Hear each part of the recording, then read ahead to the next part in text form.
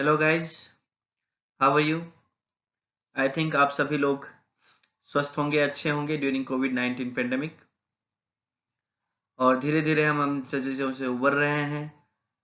The learning method is online, but आप लोगों को ये मैं जानकारी दे दूं कि कई सारी यूनिवर्सिटीज़ में, even आईकेजी PTU Kapurthala, Punjabi university Patiala और कई और यूनिवर्सिटीज़ में ऑफलाइन ट्रेडिशनल मेथड एग्जामिनेशन से स्टार्ट हो गए सेमेस्टर वाइज। इवन थापर जो है वो 10 तारीख से पेपर अपना स्टार्ट कर रही है ऑफलाइन मोड में। अगर आप ऑफलाइन दे सकते हैं तो दे दीजिए, नहीं तो आप नेक्स्ट टाइम दीजिए, बट देना आपको ऑफलाइन ही पड़ेगा। तो गाइज, उसके लिए आप लोग रेडी हो जाइए, क्योंकि कई जगह के जो एग्जामिनेशन डेट्स है सेमेस्टर वाइज वो आ गए हैं। और maybe January first week या सेकेंड वीक होपफुली आपके सेमेस्टर एग्जामिनेशन से स्टार्ट हो जाएंगे। सिलेबस हो सकता है थोड़ा बहुत आपका रिड्यूस कर दिया जाए, क्वेश्चन पेपर्स अटेम्प्ट करने के लिए आपको थोड़ी रिलैक्सेशन दी जाए, but the method of attempting the paper will be totally in traditional method like previously before कोविड-19। तो आप कहीं से भी अब ऑनलाइन मोड में मत सोचिए कि ओबी एग्जामिनेशन होंगे और आप इजीली चीटिंग करके या कैसे भी करके पास कर जाएंगे। तो गाइज, आपको वापस से अपने रिदम पे और ट्रैक पे वापस से आना पड़ेगा to maintain your study as previously before कोविड-19 पेंडेमिक आप मेंटेन किए हुए थे। तो गाइज, ये जो मैं आज लेके आया हूँ ये टॉपिक है application of hydrogen energy. Before that you studied in previous lecture different types के टेक्निक कैसे जनरेट करते हैं, कैसे स्टोर करते हैं, इसके सैलिएंट फीचर क्या क्या है, सारी चीजें हम लोग स्टडी कर चुके हैं। बट अब हमारा जो नेक्स्ट लेक्चर है, second last lecture of this topic hydrogen energy, तो ये है एप्लीकेशन ऑफ हाइड्रोजन एनर्जी। इसके बारे में हम लोग स्टडी करेंगे। Before that, guys, I request you, if you are the student or faculty member in the Department of Electrical Engineering or Electrical and Electronics Engineering in anywhere across the country, other than IKG PTU Kapurthala also, you can subscribe my channel and share with your friends or colleagues to get the more conceptual knowledge regarding the particular topics in different subjects in their curriculum. So guys, the topic subject is renewable energy sources, electrical engineering, IKG PTU 5th semester Kapurthala, and the topic is application of hydrogen energy. Before that, I always request you, if you want to get more knowledge regarding these particular topics, you can refer these books written by great scholars and great professors and great brains of our country or abroad. इन सबको आप लोग follow करें, इन books को जरूर follow करें to get the basic concept knowledge. मेरे वाले lectures में आपको ये फायदा होता है गाइज कि आपको मैं पर्टिकुलर रिटर्न मटेरियल और मेरे लेक्चर में इतना सारा डिस्कस कर देता हूँ कि उस टॉपिक से रिलेटेड अगर क्वेश्चन आपकी यूनिवर्सिटी एग्जाम में आता है, आइदर 2 मार्क्स, 4 मार्क्स और 8 marks, you can easily attempt and get more marks in your semester examination to build your career to get more overall percentile in your degree. So guys, let's start my topic. Then the topic is application of hydrogen energy.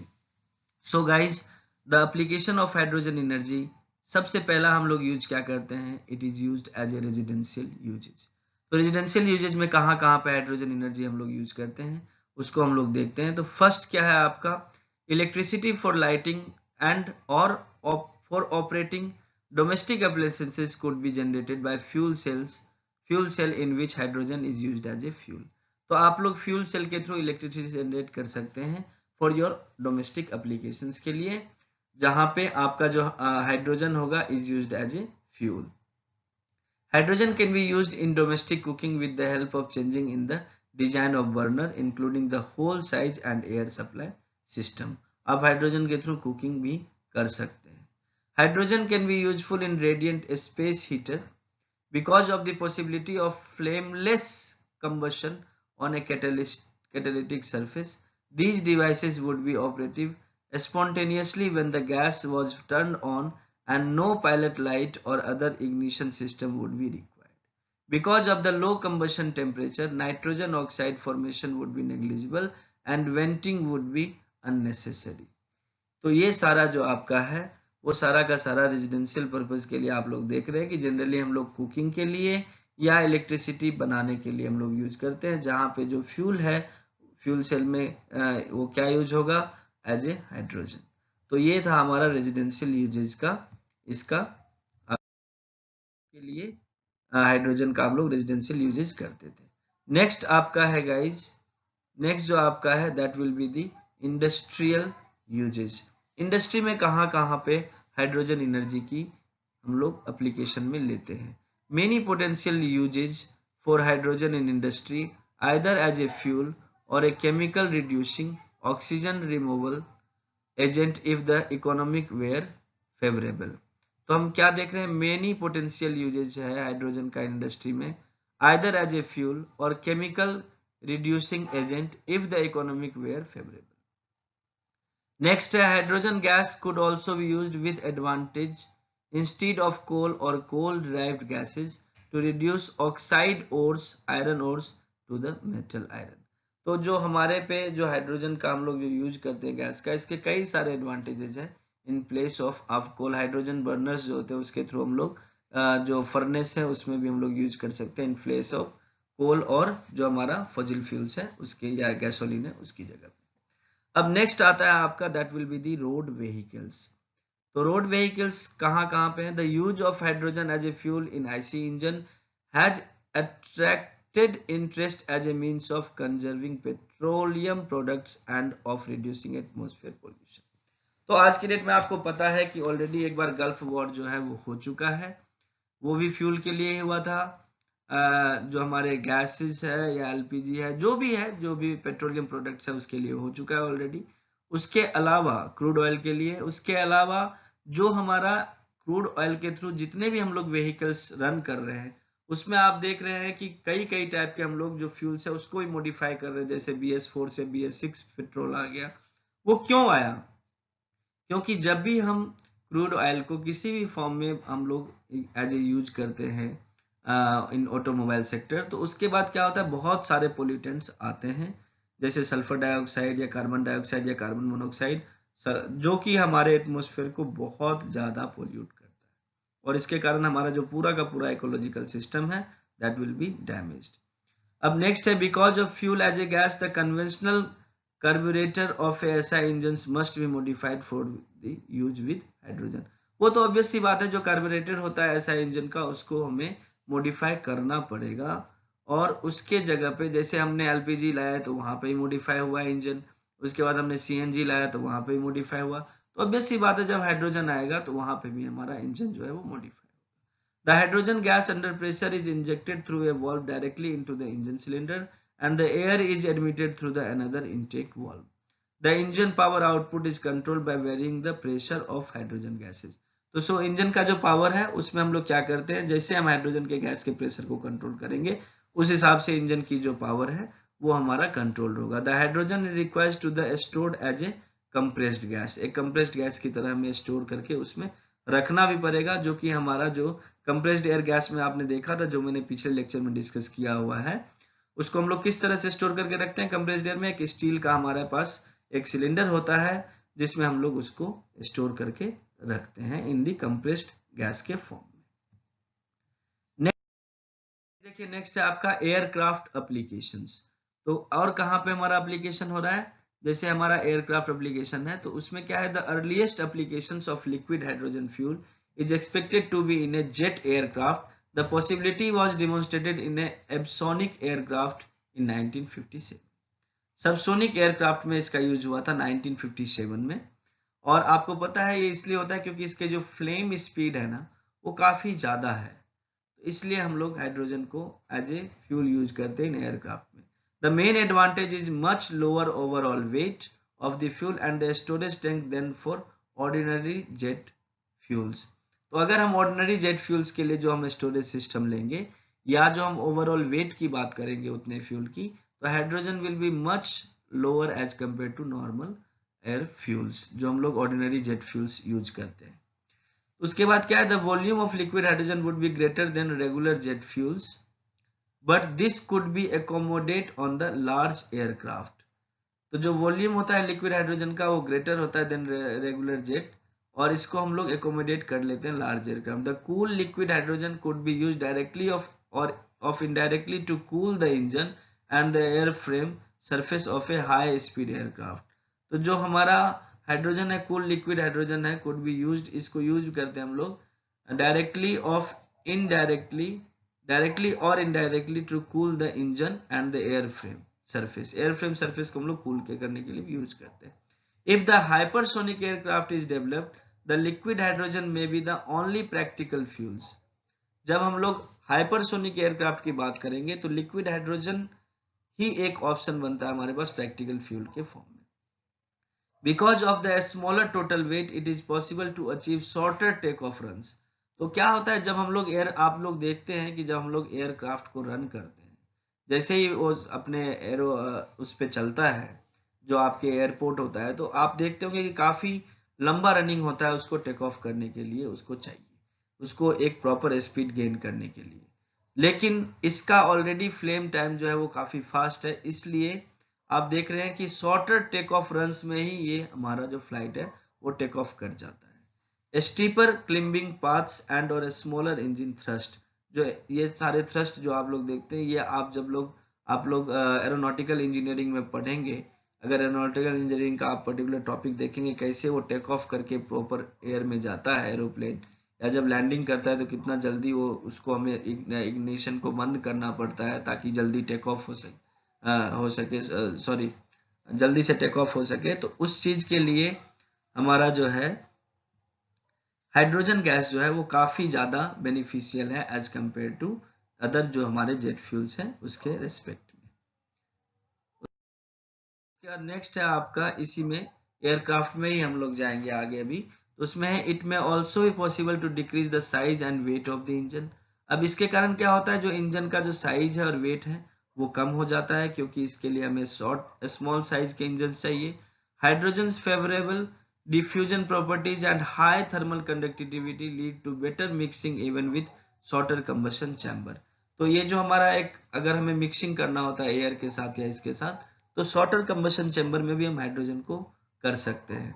The wide range of ignition for hydrogen air mixture 5 to 75% by volume makes the engine more readily controllable, especially under partial load, and reduce the emission of noxious substances।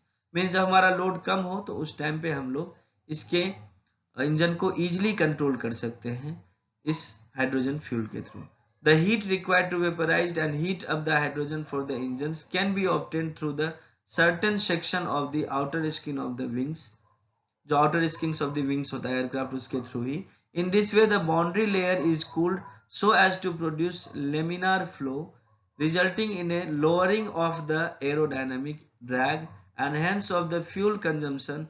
This could not be achieved to the same extent in any other way। तो इसके बहुत सारे benefits है। ये जो drag है उसको भी कम करता है, एरोनोमेटिक ड्रैग को और एरोडायनेमिक ड्रैग को, और बहुत सारे इसकी अच्छी प्रॉपर्टी है as compare to jet fuels, जो कि इसको मोटिवेट करता है हमें कि हम इसको एज ए एयरक्राफ्ट एप्लीकेशंस के लिए यूज करें। अब है इलेक्ट्रिक पावर जनरेशन के लिए। It is unlikely that hydrogen serve as a major fuel for electrical power generation by a utility. However, its substitution of natural gas in peak hours is possible। अब क्या होता है, कई जगहों पे हम लोग देखते हैं कि जहां पे हमें एनर्जी स्टोरेज सिस्टम लेके चलना पड़ता है, चाहे आप हिली एरिया देख लो या रूरल एरियाज देख लो, जहां पे हम ट्रांसमिशन लाइन अभी तक नहीं पहुंचा पाए हैं, तो वहां पे हमारे पास एक ही ऑप्शन होता है कि हम किसी भी तरह से वहां पे इलेक्ट्रिसिटी जनरेट करें बाय जनरेटर। तो डीजल जनरेटर वहां पे जनरली हम लोग यूज करते हैं, या थर्मल पावर प्लांट वहां पे लगाते हैं, स्मॉल थर्मल पावर प्लांट। तो उसमें क्या होता है, जो हमारे नेचुरल गैसेस है वो पीक आवर्स में हम लोग यूज करते हैं, तो उसकी जगह पे हम लोग इस हाइड्रोजन गैस को यूज कर सकते हैं। सेकेंड है आपका, hydrogen could also be used as a means for storing and distributing electrical energy. This also comprise the production of electricity by using hydrogen in fuel cell system। तो जो मैंने पहले भी डिस्कशन किया हुआ है कि जहां पे डिस्ट्रीब्यूटेड जनरेशन सिस्टम की बात आएगी, वहां पे मैं फ्यूल सेल्स को एज ए फ्यूल यूज कर सकता हूं to generate the electricity. It is also important that the conversion efficiency of the fuel cell is independent of the load factor over a wide range, so that a high efficiency can be obtained even with partial loads। तो इसमें क्या है, हमें जितनी जरूरत होगी उस हिसाब से हम लोग यूज कर सकते हैं हाइड्रोजन को इन फ्यूल सेल्स। तो इस कारण से जो हमारा लोड फैक्टर होगा उसका वाइड रेंज होगा, कि अगर हमारा लोड कम होता है तो हम कम यूज करें, अगर ज्यादा है तो ज्यादा यूज करें। तो हमें एक वहां पे वाइड रेंज मिल जाता है लोड फैक्टर्स और डिमांड के बीच में, ताकि हम उस चीज को मेंटेन कर सके। तो हमारा जो लॉसेस है सिस्टम में, ओवरऑल सिस्टम में, वो कम होता है। और जो आप यहाँ पे देख रहे हैं फ्यूल सेल्स की जहाँ तक बात है, फ्यूल सेल्स को हम लोग एज ए इलेक्ट्रिसिटी में यूज करते हैं, जहाँ पे फ्यूल सेल्स में जो फ्यूल होगा वो क्या होगा, that will be the hydrogen gases या हाइड्रोजन, लिक्विड हाइड्रोजन, जो भी हम लोग यूज करते हैं। Furthermore with fuel cells which are at a high temperature, high grade waste heat can be used for thermal energy production. तो आप overall देख रहे हैं कि जो हमारा हाइड्रोजन गैसेज है वो आज के डेट में हम लोग कई जगह पे यूज कर रहे हैं। First one is residential purpose, second one हम लोग उसके ट्रांसपोर्टेशन में यूज कर रहे हैं, और उसके बाद तीसरा हम लोग यूज कर रहे हैं एयरक्राफ्ट में, और चौथा हम लोग यूज कर रहे हैं इलेक्ट्रिकल पावर जनरेशन में। तो यहाँ पे इन सब जगहों पे आप देख रहे हैं कि जो एप्लीकेशंस है हाइड्रोजन गैसेज के, कहीं पे भी आप देखेंगे कि इसका जो हमारा जो हमारी रनिंग है इसकी प्रोसेस में, वो जो इसका रनिंग कॉस्ट है वो काफी कम है। ड्रॉबैक क्या है? ड्रॉबैक ये है कि हाइड्रोजन एनर्जी जो है कहीं पे भी हमें प्राइमरी सोर्स में अवेलेबल नहीं, और हमें पता होना चाहिए कि जब भी हम एक फॉर्म को दूसरे फॉर्म के एनर्जी में कन्वर्ट करते हैं वहां पे लॉसेस बहुत ज्यादा होता है। तो जो जनरेशन ऑफ हाइड्रोजन एनर्जी है वो थोड़ा सा कॉम्प्लिकेशन अगर हम खत्म कर ले, इस फील्ड में हम थोड़ा सा रिसर्च करके उसको खत्म कर ले, तो application of hydrogen energy in the sector of fuel sector या एनर्जी सेक्टर, आप जो भी ले लीजिए, बहुत ही जबरदस्त होने वाला है आने वाले दिनों में। जैसे ही हमें स्पीड की रिक्वायरमेंट होगी कहीं पे भी, या फास्ट रिस्पॉन्स की रिक्वायरमेंट होगी, वहां पे हमें hydrogen as a fuel use करना पड़ेगा। हाइड्रोजन एनर्जी को हमें अपने लाइफ में धीरे धीरे एक्सेप्ट करना पड़ेगा। So guys, the lecture is concluded now. इस लेक्चर में आपने ये देखा कि हाइड्रोजन एनर्जी जो हम लोग जनरेट कर रहे हैं by different methods and different techniques, उसको हम लोग एप्लीकेशन कहाँ कहाँ पे कर रहे हैं। तो दीज आर दी एप्लीकेशंस। आप मेरे सारे स्लाइड्स को रीड करके और मेरे लेक्चर्स को रीड करके, अगर कोई क्वेश्चन आता है आपके यूनिवर्सिटी एग्जामिनेशन में 4 मार्क्स का या 8 मार्क्स का, इलोबरेट या briefly explain the applications of hydrogen energy, आप ये सारे पॉइंट लिख दीजिए। आपको अप्रॉक्स 90% जितने भी ओवरऑल मार्क्स होंगे उस पर्टिकुलर क्वेश्चन का आपको मिल जाएगा, it's my guarantee. So guys, last में आपसे बस मैं इतना ही रिक्वेस्ट करूंगा, अगर आपको ये मेरी वीडियो अच्छी लगी तो लाइक बटन जरूर दबाएं, चैनल को सब्सक्राइब जरूर करें, और अपने फ्रेंड्स और कलीग्स को जरूर शेयर करें if you are the student और faculty of electrical engineering department in any university across the country. और गाइज, बेल बटन जरूर दबाएं ताकि आपको नोटिफिकेशन मिलता रहे सब्सक्रिप्शन के बाद जैसे ही मैं कोई वीडियो डालूं। और लेटर ऑन इन फ्यूचर में बहुत अच्छे अच्छे वीडियोज इलेक्ट्रिकल इंजीनियरिंग के रिगार्डिंग लेके आऊंगा। मैं लगभग 6 महीने में ऐसा कोई भी सब्जेक्ट नहीं होगा जिसका टॉपिक वाइज यूनिवर्सिटी के हिसाब से मैं आपका लेक्चर अपने चैनल पे प्रोवाइड ना करा दूं। इसके अलावा अगर आपको पर्टिकुलर कोई टॉपिक मिसिंग लगता है या किसी के बारे में डिटेल आपको इन्फॉर्मेशन लेनी है, तो आप कमेंट बॉक्स में जरूर कमेंट करें कि सर इसका थोड़ा सा एडवांस वर्जन या इसको और अपग्रेड करके हमें ये पॉइंट इसमें और कवर करना है, तो आप इसको एक्सप्लेन कर दो। Definitely I will modify my lecture, क्योंकि मेरा जो वीडियो है वो बहुत ही इजीली मॉडिफाई हो जाता है, it's not a big deal. ठीक है, जो आप स्लाइड्स देख रहे हैं इसमें मुझे 1-2 स्लाइड्स और नीचे ऐड करके वीडियो मॉडिफाई कर देना है। तो कोई ये नहीं है, जो मेरा ऑडियो और वीडियो आप देख रहे हो ये भी इजीली मॉडिफाई हो जाता है, मैं डिलीट करूंगा दोबारा से, इसमें कई सारे कंटेंट डाल के आपको सेम लेक्चर में डिलीवर कर सकता हूँ। सो गाइस, ऐसी कोई बड़ी बात नहीं है मेरे लिए। I work in electrical engineering department since 2003। मैं 2003 से काम कर रहा हूँ, प्राइवेट इंडस्ट्रीज में हूँ, कोई बात नहीं है। बट कंसेप्चुअल नॉलेज की जहां तक बात है तो I will provide the theoretical conceptual knowledge of every topics in your engineering, जिसका लेक्चर आपको बहुत ही कम मिलेगा टॉपिक वाइज इन यूट्यूब्स, आपको बहुत कम मिलेंगे। तो इसलिए आप जरूर इस चैनल को सब्सक्राइब करें, अपने फ्रेंड्स के बीच में शेयर करें। सजेशंस मोस्ट वेलकम गाइज, आप जरूर सजेस्ट करें नीचे कि सर इस लेक्चर में आपने ये चीज मिस किया है, आप इस चीज को मॉडिफाई करिए। It's highly appreciable for me. और लर्निंग कभी भी खत्म नहीं होनी चाहिए। I always studies daily 2 to 4 hours. मैं डेली इलेक्ट्रिकल का कुछ ना कुछ पढ़ते रहता हूँ, और definitely till my last breath मैं पढ़ता ही रहूंगा, और पढ़ना और पढ़ाना ही मेरी हॉबी है। अदर देन मैं कुछ भी नहीं करता guys. So wish you all the best guys.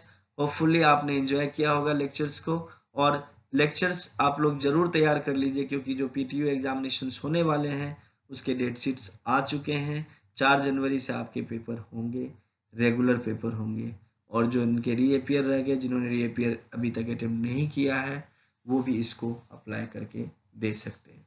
So guys, wish you all the best. Next lecture जो आपका होगा हाइड्रोजन एनर्जी का, वो उसमें मैं आपको advantages, disadvantages and limitations of hydrogen energy as well as क्या क्या चल रहा है पूरे वर्ल्ड में एज वेल एज इंडिया में, वो सारा चीज मैं डिस्कस करूंगा। So guys, wish you all the best. Thank you.